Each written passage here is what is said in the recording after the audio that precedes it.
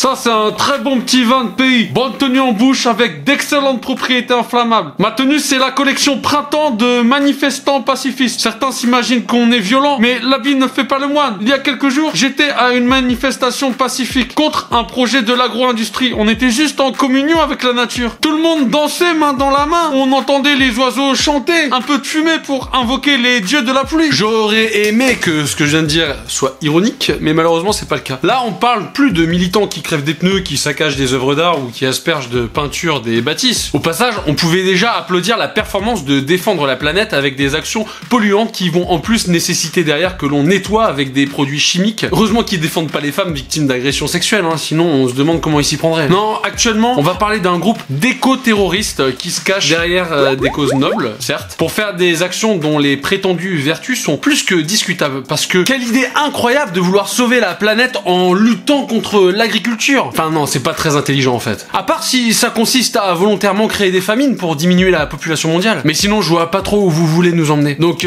après les anti-viandes, voici les anti-végétaux. Plus récemment, une manif sauvage a eu lieu contre le projet de méga bassine à Sainte-Soline dans les Deux-Sèvres. C'est une énorme réserve d'eau pompée dans les nappes phréatiques afin de pouvoir continuer de produire de la nourriture pendant la sécheresse. Dans la manif, il y avait un beau mélange de militants, des gens d'extrême gauche anticapitalistes, avec des élus qui étaient sur place, dans une manifestation illégale. C'est logique. J'y étais et je l'assume. Ouais, ils doivent se prendre pour Robespierre. Hein. T'as aussi des Black Blocs, on les reconnaît grâce à leur qualité d'écrivain à reprendre le terme All cops are bastard à cab. Même pas foutu d'écrire en français et de comprendre en quoi c'est ridicule de reprendre cette expression issue de la culture américaine, comme s'ils étaient des citoyens du monde alors qu'ils sont juste influencés par les US qui arrivent à créer ces petits soldats partout dans le monde. Il y avait aussi des écolos qui avaient un créneau entre deux manifs pour le climat. Et pour finir, aussi étonnant que cela puisse paraître, il y avait des agriculteurs faisant partie de la Confédération Paysanne. C'est un peu le syndicat agricole d'opposition de la FNSEA, considéré comme le grand méchant exploitant agricole. Et au début, je m'intéressais à la Confédération Paysanne parce que je pensais sincèrement que c'est des gens qui voulaient défendre une agriculture paysanne sans aller dans les extrêmes. Puis je me suis rendu compte qu'ils n'étaient que 10 000, que c'était loin de regrouper l'ensemble de tous les agriculteurs qui ont de petites fermes, et donc qu'ils n'avaient pas forcément plus de légitimité que les autres pour les défendre. Et en plus, j'ai déjà visité des exploitations d'agriculteurs à la FNSEA, il y a vraiment de toutes les tailles. Attention, il y a sûrement des gens très bien en face aussi. Par exemple, cet éleveur en polyculture élevage m'a l'air d'être quelqu'un de tout à fait respectable dans la pratique de son métier. On abreuve les animaux et puis on évite de leur demander de produire trop à cette période-là. Mais on s'entend pas du tout sur la stratégie à mettre en place au niveau national pour espérer pouvoir nourrir tout le monde. Et je suis encore moins fan de leur méthode militante qui ne donne que des victoires en surface, comme les bassines. L'eau, elle était en sous-terre et on l'a mis en surface. Bref. Les manifestants ont déployé un niveau de violence incroyable. C'est pas la première fois qu'ils font ça et le but est toujours un peu le même. D'abord, ils désobéissent de manière assez directe et obligent les forces de l'ordre à faire usage de la force, d'où le nom force de l'ordre. Ils font escalader ça jusqu'à un niveau qui rend cela dangereux et difficilement gérable. Comme ça, les journalistes dans leur camp ont tout un tas d'images qu'ils peuvent exploiter pour présenter les manifestants comme des victimes de violence en coupant la partie provocation. La cerise sur le gâteau, c'est d'avoir des blessés. Et alors, le Graal suprême, c'est d'avoir un mort. Ils doivent sûrement faire des prières pour que ça arrive. La députée LFI Mathilde Panot qui a même inventé un mort tellement elle était pressée que ça arrive. Et c'est déjà arrivé par le passé, où le barrage de Sivens, désolé, j'ai pas révisé. Barrage de Sivens n'a pas été construit après la mort d'un militant. Donc ils se comportent un peu comme des martyrs de la cause. La suite se passe plus sur les réseaux sociaux où ils cherchent à légitimer cette violence pour la planète, contre les violences policières, contre la dictature. C'est une spécialité qu'on a vue aussi chez les véganes qui font carrément des conférences en mode les bouffeurs de steak méritent de se faire buter. Ouais. Pour Sainte-Soline, on parle de 200 manifestants blessés et 50 policiers. Oui, des manifestants pacifistes ont blessé 50 policiers. Ça, c'est des objets pacifiques aussi. Pour faire les prières, tout ça, pour invoquer les dieux, de la météo, tout ça, ouais. Ah oui, ça doit être du pacifisme trans, c'est-à-dire de la violence qui s'identifie à du pacifisme pour pouvoir ensuite mieux se victimiser. Puis regardez cette voiture de gendarmerie en train de brûler. Elle a dû tirer sur les manifestants et ils se sont juste défendus. Et une voiture d'encart avec des yeux, tout ça, non ?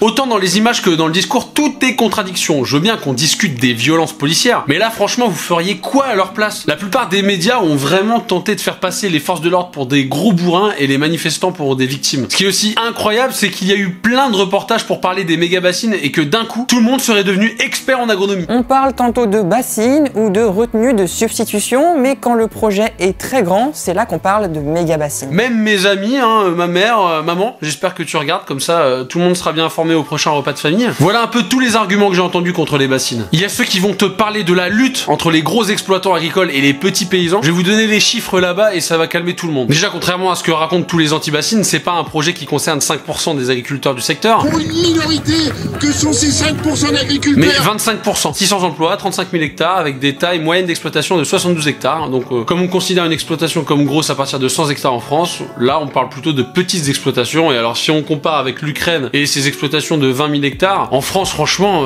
ce qu'on appelle gros, c'est ridicule par rapport au reste du monde. Pareil avec Bill Gates qui a 100 000 hectares et je crois des fermes pour le bœuf, 6 000 hectares. Donc je sais pas si vous imaginez, à un moment donné, il faut arrêter de s'acharner sur la France alors qu'on est un modèle d'inspiration pour le monde. Et l'eau, on l'utilise pas pour se divertir, je veux dire, à un moment donné, c'est de l'eau qui revient dans les aliments. Les agriculteurs sont pas en train de s'accaparer l'eau pour la garder pour eux comme ça, là, ouais, c'est comme dans un petit coffre-fort, c'est notre eau, allez à nous. Non, ils vont l'utiliser pour des aliments qui vont ensuite être redistribués à la population. Donc c'est totalement à notre bénéfice. Je veux bien que l'utilisation de l'eau pour des activités de loisirs telles que le golf ou encore les piscines puisse être un sujet discuté lors des sécheresses, mais pas la production de nourriture. Il y a 3 millions de piscines privées en France. Avec l'eau des piscines privées, on pourrait faire près de 300 bassines comme celle de Sainte-Soline. Et là, on compare un divertissement avec un besoin vital. De toute façon, les écolos depuis toujours adorent faire flipper sur la pénurie d'eau. Un verre d'eau, la chose la plus rare à venir.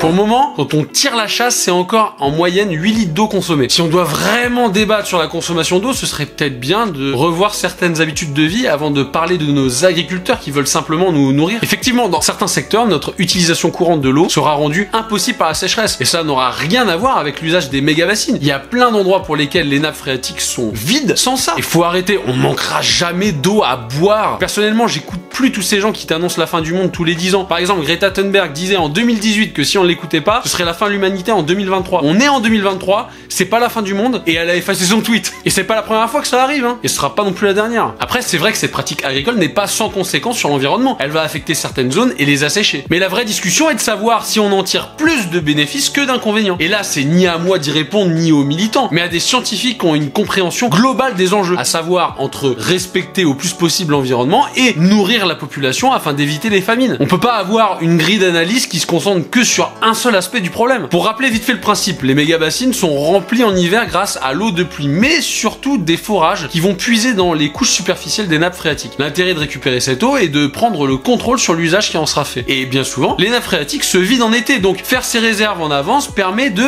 sécuriser une certaine quantité d'eau. Et ceux qui disent qu'on pompe dans des nappes phréatiques qui ne sont pas pleines et que c'est dangereux, et c'est logique. En même temps, le but des bassines est de résister aux périodes de sécheresse. Et si les nappes phréatiques sont pleines, c'est qu'il n'y a pas de sécheresse et il n'y aurait pas besoin de bassines. Mais ensuite, t'as des experts météorologiques qui vont t'expliquer que ces bassines ne servent à rien car l'eau s'évapore. Oui, et au pire, l'eau, elle ira pas sur Mars. Le cycle de l'eau, c'est niveau primaire à l'école. La question, c'est de savoir si, à la fin, avec mon installation, j'ai une somme d'eau positive, et la réponse est oui. Sinon, cette pratique ne se multiplierait pas et n'existerait pas partout dans le monde. T'as aussi ceux qui te disent que l'eau des bassines est stagnante et qu'elle est plus potable, pleine de bactéries. Allez, anecdote. Vous savez quel est l'un des meilleurs fertilisants et qui est massivement utilisé, surtout dans l'agriculture bio? La merde d'animaux. On mange de la merde d'animaux? Non. À part quelques véganes, bien sûr. Pourtant, nos légumes vont pousser dedans et on ne va pas en mourir. Oui. Donc non, on va pas les manger, les bactéries, dans cette eau. Même si elle est stagnante, même si... Non, ça va aller, vous en faites pas. Au lieu de bercer dans le sensationnalisme et la violence, ce serait bien que de vraies solutions soient sur la table. On peut pas proposer zéro alternative à un besoin vital. La consommation de nourriture en France a déjà chuté de 9%. Pourtant, la population n'a pas diminué et je pense pas que c'est parce que les gens font régime. On a tous la dalle en fait. Ah mais arrêtez d'avoir faim. Non, faites de la méditation. Une partie de ces cultures sert aussi à nourrir les animaux d'élevage, mais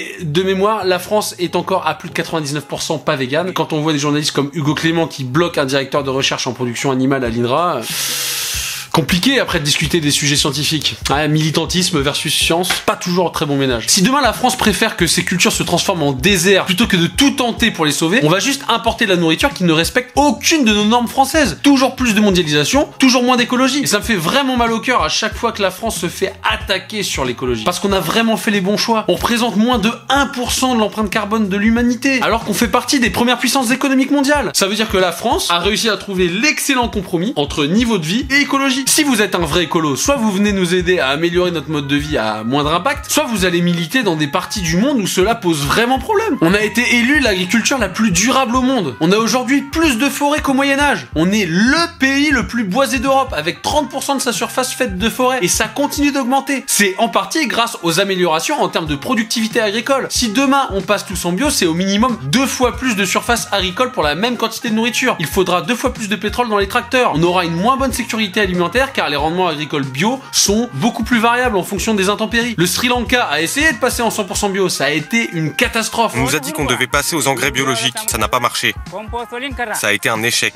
Et les fermiers se sont mis à manifester. Donc plutôt que de faire ces erreurs, apprenons de celles des autres. La vraie solution se trouve plutôt dans l'agriculture raisonnée, qui doit être parfois assistée par des méthodes de gestion de crise, comme les bassines, quand il y a des sécheresses. Et parmi tous les modèles de retenue d'eau qui existent, il n'y en a pas un qui soit parfait. Par exemple, un barrage peut aussi produire de l'électricité, mais il va poser problème pour la migration des poissons. Un puits ou encore la récupération de l'eau de pluie, c'est mignon pour son potager, mais pas pour nourrir la France. Oui, il faut promouvoir toujours plus le terroir et le local, mais il faut pas non plus pour autant croire qu'on pourrait nourrir tout le monde avec une agriculture paysanne d'antan. Avant la révolution verte, donc sans les engrais chimiques, les pesticides, les tracteurs, on pouvait nourrir que 2,5 milliards de personnes et aujourd'hui on est 8 milliards. Donc si on retire toutes ces innovations, bien on retournera juste au seuil initial et croyez-moi, ça sera bien plus violent que le réchauffement climatique. Il n'y a pas de miracle à attendre. Les rendements agricoles supérieurs de l'agro-industrie sont les seules choses qui permettent de préserver l'équilibre fragile du monde actuel. À moins d'avoir des pensées un peu malthusiennes et génocidaires, le monde ne peut connaître une transition douce que par la gestion de la natalité et pas des changements brutaux de modèle agricole. En France, on a des gens plein de bonnes intentions qui se lancent dans des projets de petites fermes, mais on ne pourra jamais nourrir tout le monde ainsi. D'ailleurs, bien souvent, ils n'arrivent pas à vivre de leur production et ils sont obligés de compléter leur activité avec du tourisme, des visites à la ferme. Et oui, non, les visites à la ferme, c'est mignon, mais c'est pas ça qui nourrit. En plus, ça pollue puisque les gens, ils doivent venir dans votre ferme. Moi aussi, je peux faire chier. Attention, hein. Et monsieur les agriculteurs qui sont venus en tracteur à cette manifestation, je sais pas si vous êtes au courant, mais les écolos sont contre l'usage des énergies fossiles, donc du pétrole. Et je crois pas que c'était des tracteurs Tesla, hein. T'as régulièrement des militants écolos qui font des actions, hein. Par exemple, ils ont versé un liquide noir dans une fontaine, donc encore une fois, super pour la pollution, nettoyage, etc. Puis la main d'œuvre que ça nécessite. Non, les mecs, ils veulent un retour de la main d'œuvre dans les champs, mais pas eux. De toute façon, ils peuvent pas. Enfin, physiquement, je veux pas être méchant, mais il va y avoir besoin de monde, hein, quand on sait qu'un plein d'essence génère la même énergie qu'un homme pendant 200 jours. Et puis souvent, ils sont contre l'artificialisation des sols, mais pour les éoliennes et les panneaux solaires et contre le nucléaire. Pour vous donner une idée de la surface que ça prend pour la même énergie, voilà les équivalents d'une centrale nucléaire avec des panneaux solaires et des éoliennes. J'arrive pas trop à visualiser comment la faune et la flore vont s'épanouir au milieu de tout ça. Et n'oublions pas que ces énergies renouvelables ne sont pas pilotables. Il faut systématiquement les compenser. En Allemagne, ils ont choisi le charbon qui décime des villages entiers. Merci aux militants anti-nucléaires responsables de cette hécatombe. Parmi eux, on a l'assaut Greenpeace, aussi opposé aux bassines, Greta Thunberg qui s'est rendu sur place pour faire des selfies, l'influenceur Partager c'est sympa qui était aussi là pour les bassines et aussi là pour s'opposer aux mines de charbon alors qu'il est contre le nucléaire. Enfin, le mec n'arrive pas à faire les liens entre les différentes informations. Ça paraît trop compliqué cette histoire. Mais comme on dit, enfin non, c'est pas nous qui le disons, c'est Bossuet. Dieu se rit des hommes qui déplorent les effets dont ils chérissent les causes. Et puis pour ajouter à la collection idées génies d'écolo, souvent ils ne veulent plus que l'humain se reproduise, mais ils sont contre la réforme des retraites. Ce qui est absolument contradictoire, du moins en France. C'est les jeunes qui payent pour les vieux, contrairement à la retraite par capitalisation où chacun est responsable de sa propre retraite. Si demain personne ne fait d'enfants, le système de retraite est terminé, à moins de ramener massivement des immigrés. Je dis ça, c'est une idée, hein. Je pense que personne n'y a pensé jusque-là. C'est pour ça que quand je vois l'autre écolo qui danse dans les manifs pour la réforme des retraites, je crois que vraiment les gens comprennent pas, ils arrivent pas à faire les liens entre les différentes informations. Et t'as aussi ceux qui veulent combattre la faim dans le monde et accueillir tous les immigrés sans comprendre que c'est strictement impossible sans une agriculture productiviste. L'inverse du productivisme, c'est le rationnement. Vous aurez plus besoin de compter vos calories puisqu'on sera toujours en déficit. Faut vraiment être un occidental pourri gâté pour ne pas comprendre que si demain on arrête d'exporter des produits agricoles grâce à l'agriculture moderne, eh bien tous les pays qui n'ont pas cette capacité de production et qui comptent sur des importations, leur population va mourir de faim. La France a 60% de plus de terres cultivables par habitant par rapport à la moyenne mondiale. Et j'aimerais bien qu'on fasse preuve d'un peu plus d'empathie envers les agriculteurs. Je pense que pour des gens qui prétendent être vertueux, les écolos cherchent rarement à se mettre dans leur peau et de comprendre le poids énorme qui est sur leurs épaules, avec toutes les incertitudes qui planent dans leur vie, entre la météo, la PAC, les connards d'écolos qui viennent saccager leur travail. Ces installations, on travaille honnêtement, mais pas en allant détruire les outils des autres.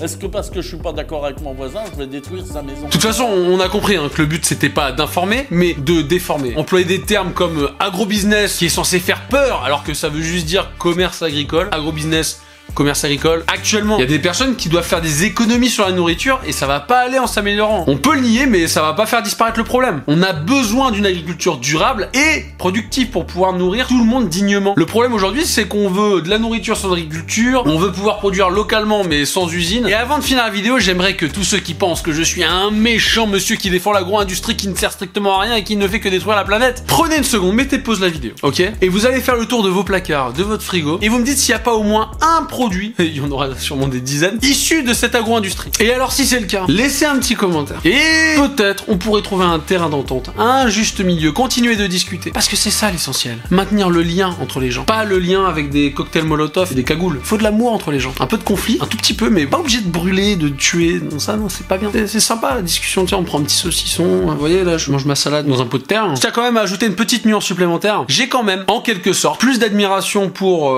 les zadistes, ceux qui vont vraiment au bout de la démarche, même si vraiment j'adhère pas du tout au concept, quoi. Je veux dire, moi demain je vais pas aller vivre sur des terres illégalement, voilà. Mais je trouve que voilà, le côté d'aller assumer pleinement le truc, plutôt que d'être comme les véganes qui disent être contre l'industrie et vouloir défendre les animaux, mais attention, il y a un petit mais en même temps ça va acheter les produits de cette dite agro-industrie, donc crache dans la main qui te nourrit. Ça non, je peux pas. Ça pour moi c'est vraiment le fond du panier. Je pense que parmi ces militants écolos, il y a des gens qui sont un peu trop enflammés au niveau émotionnel, qui sont stressés, il y a un mec il y a pas longtemps qui s'est suicidé parce que il entretenait une discussion avec un bot qui lui disait que la planète allait se détruire et que tout le monde allait mourir. Donc à un moment donné, quand t'as plein de délires comme ça qui viennent s'accumuler dans le cerveau, je pense que c'est normal qu'il y ait des gens qui deviennent fous. Je pense que la plupart des militants écolos pensent bien faire, mais c'est pas suffisant dans la vie. Tu peux pas juste avoir des bonnes intentions et le reste fait le travail. Non, il faut faire marcher ses méninges, il faut réfléchir. Tu peux pas juste écouter tes émotions, dire ah la planète va. Non, pas possible. Faut des solutions qui marchent, qui font leur preuve. Donc les gars, montrez que ce que vous dites fonctionne, comprenez la notion de rendement, parce que sinon on va tous mourir en fait. Oui, si on a que des connards comme vous, on va tous crever demain. Donc moi j'ai pas envie qu'il y ait que des connards comme vous. Désolé, à un moment donné... Attends, j'ai commencé ma phrase en disant qu'il y avait des militants écolos qui étaient bien, et je la finis en disant qu'il y a des connards. Non attends, je pense sincèrement qu'il y a des bons écolos. Oui, je le pense. C'est toujours un peu maladroit les fins avec moi, je trouve. J'aime bien vous laisser comme ça en plan, genre en mode c'est pas fini mais c'est fini. Non mais vous pouvez rester hein, mais... Enfin, se passer, hein. Très joli ce cadre. Talentueux artiste. Côte de bœuf. Talentueux artiste aussi. Ah non, on est vraiment... on est bien entouré. Hein. Leroy Merlin. Très important. Bon, on va se laisser. Hein. Non? Vous voulez... Moi, je veux bien rester, mais plus rien à dire. Moi, je me calme.